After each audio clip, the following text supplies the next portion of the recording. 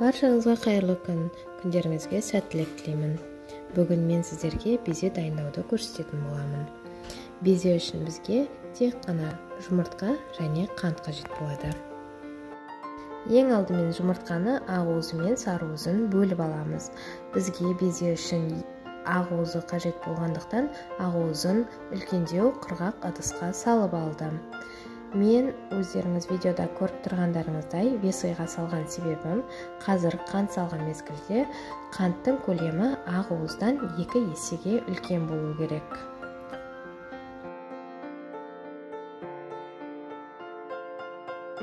Менде 3 жұмыртқаның ақуызы 95 грамм болды. Сондықтан қантты 2 есеге көбейтіп 190 грамм етіп алдым.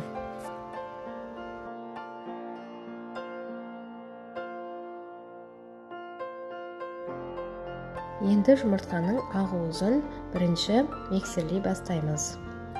Миксерлеп отырып, қантты біртіндеп салып отырамыз.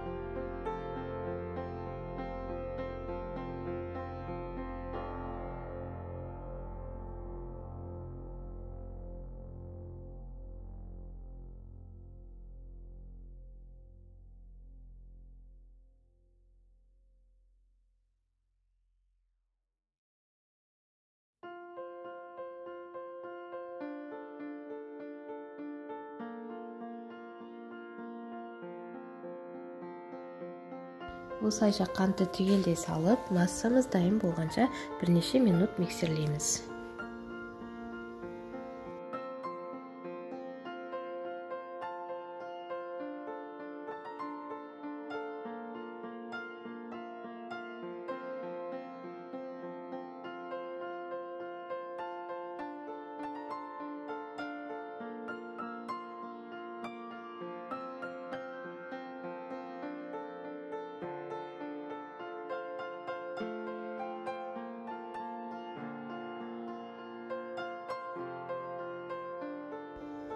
Міне осылайша біздің массамыз дайын болып қалды. Әбден қоюланып, қасықпен алып көргенде түспейтіндей сол қалпын сақтап қалатындай болу керек.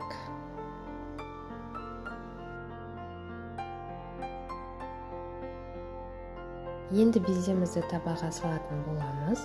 Ол үшін арнайы крем салатын мешоктар немесе мен сияқты целлофан пакеттермен жасауларыңызға болады.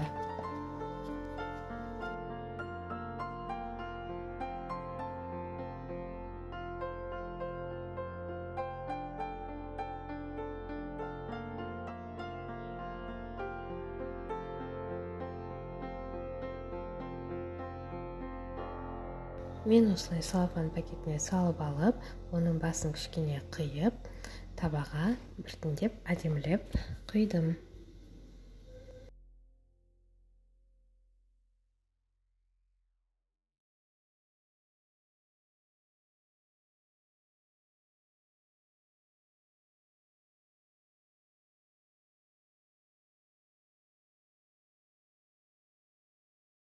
Осылай барлығын құйып болғаннан кейін духовкада 70-80 градуста 1 сағат жарым пісіріп аламыз. Менің безелерім дайын болды. Безенің дайын болғандығын оның қағаздарға жабыспай тез алынуынан байқауға болады. Безелер өте дәмді, шаймен ішуге өте жақсы тәттілердің бірі деп есептеймін. Барлықтарыңыз үй жағдайында қайталап көріңіздер. Астарыңыз дәмді болсын.